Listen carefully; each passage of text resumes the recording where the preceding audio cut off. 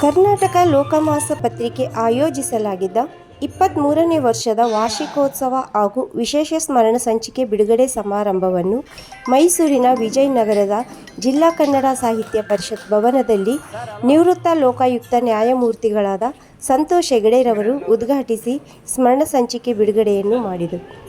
ಮುಖ್ಯ ಭಾಷಣಕಾರರಾಗಿ ನಿವೃತ್ತ ಪ್ರಾಧ್ಯಾಪಕರಾದ ಹಾಗೂ ಕರ್ನಾಟಕ ಸಂಘ ಅಧ್ಯಕ್ಷರಾದ ಪ್ರೊಫೆಸರ್ ಜಯಪ್ರಕಾಶ್ ಗೌಡರವರು ಮಾತನಾಡಿದರು. ಹಾಗೂ ಮೈಸೂರು ಜಿಲ್ಲಾ ಕನ್ನಡ ಸಾಹಿತ್ಯ ಪರಿಷತ್ ಅಧ್ಯಕ್ಷರಾದ ಸನ್ಮಾನ್ಯ ಮಡ್ಡಿಕೆರೆ ಗೋಪಾಲರವರು ಮಾತನಾಡಿ ಹಾಗೂ ಟಿ.ಕೆ.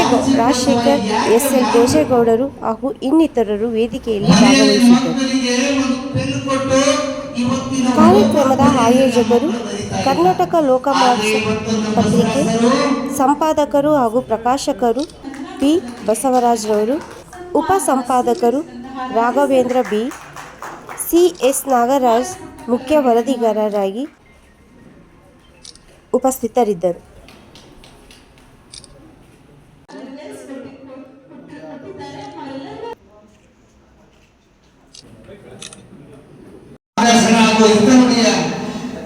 ಮಾತನ್ನ ಆಡಬೇಕಂತ ನಾನು ಮಾನ್ಯರಲ್ಲಿ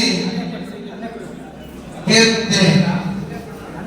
ತಮಗೆಲ್ಲರಿಗೂ ಮಾಡುತ್ತಿರುವ ನಮ್ಮ ನಿಮ್ಮೆಲ್ಲರ ನಿವೃತ್ತ ನ್ಯಾಯಮೂರ್ತಿಗಳು ಸಾಹೇಬರಿಗೆ ನಾನು ಕೋಟಿ ಕೋಟಿ ಸಲ್ಲಿಸಿದರು ಸಾಲದು. ಪತ್ರಿಕಾರಂದು ಸಂವಿಧಾನದಲ್ಲಿ ಇರುವಂತಹ ಒಂದು ಸಂಸ್ಥೆ ಅಲ್ಲ. 2 ವರ್ಷ ಕಾಲಾವಧಿಯಲ್ಲಿ ಪತ್ರಿಕೆ ಒಂದು ದಿವಸ ಬೆಳಿಗ್ಗೆ 6 ಗಂಟೆಗೆ ಜನ್ಮ ಅಂತಾಗುತ್ತೆ. ಅವರು ಅವಸರದ ಪತ್ರಿಕಾ ಮಾಧ್ಯಮದಲ್ಲಿ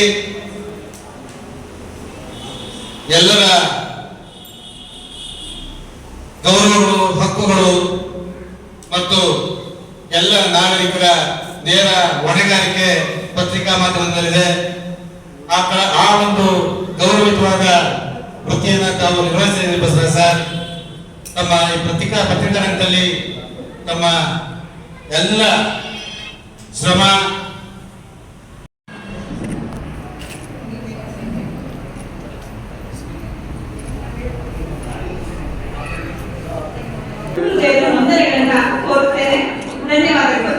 ಪತ್ರಿಕೆಯ 23ನೇ ವಾರ್ಷಿಕೋತ್ಸವದ ಸಂಭ್ರಮಕ್ಕೆ ನಾನು ಬಂದಿದ್ದೇನೆ. ಈ ಕಾರ್ಯಕ್ರಮದಲ್ಲಿ ಭಾಗವಹಿಸೋಕ್ಕೆ ಭಾಳ ಖುಷಿಯಾಗಿದೆ.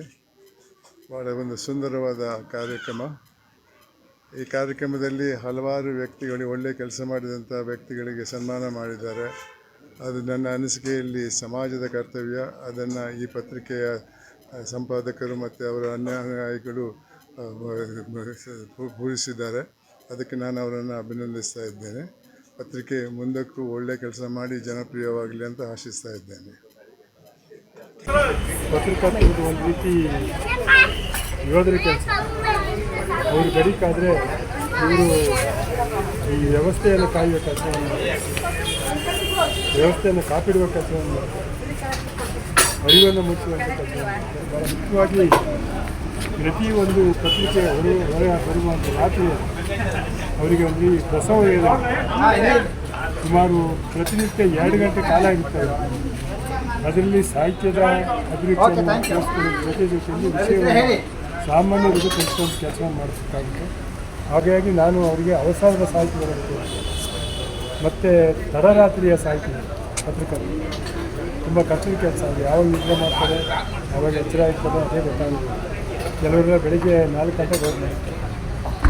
ಹಾಗಾಗಿ ಅದೊಂದು ಈ ದೇಶಕ್ಕೆ ಈ 4 ಅಂಗಗಳು ಏನಿದೆ ಅದರ ಜೊತೆಯಲ್ಲಿ ಪತ್ರಿಕಾ ರಂಗನೂ ಒಂದು ವ್ಯವಸ್ಥೆಯ ಜೊತೆಯಲ್ಲಿ. ಹಾಗಾಗಿ ಹೆಚ್ಚು ಪ್ರಜ್ಞೆಯನ್ನು, ಭ್ರಷ್ಟಾಚಾರ ನಿರ್ಮೂಲನೆಯನ್ನು ಮಾಡಲಿಕ್ಕೆ ಎಲ್ಲ ಕೆಲಸವನ್ನು ಪತ್ರಿಕೆ ಮಾಡ್ಬೋದು. ಅಂಥ ಕೆಲವು ಅಧಿಕಾರಿಗಳಿಗೆ ಇನ್ನು ಆರೋಗ್ಯ ಐಶ್ವರ್ಯದಲ್ಲಿ ಈ ಪತ್ರಿಕೆ 3 ವರ್ಷದ ನಂತರ ಬೆಳಕನ್ನು ಕಾಣಬೇಕು ಅಂತ ನಾನು